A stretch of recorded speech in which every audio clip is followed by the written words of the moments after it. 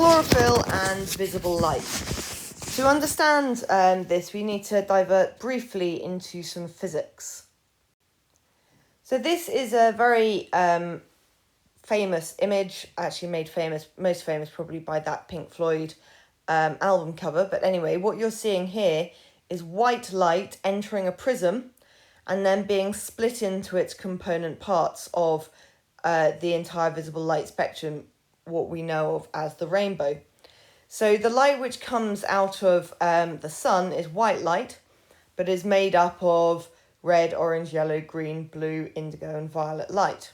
Why does this matter? Well, when we see colour, what is happening is that the white light is hitting the green leaf, but only the green colour is being reflected into our eyes, meaning that all of the other colours are being absorbed by the leaf.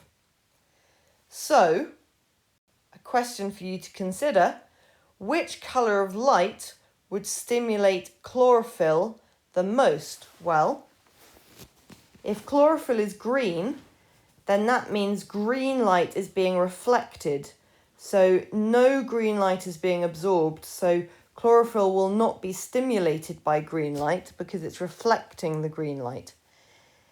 In these situations, it will be the opposite colour that would be absorbed the most. So in this instance, it would be the reds and the purples that would be absorbed the most, and the greens, which would be reflected the most. And that has significance when we come to look at the wavelengths of light and the colours of light which stimulate photosynthesis the most.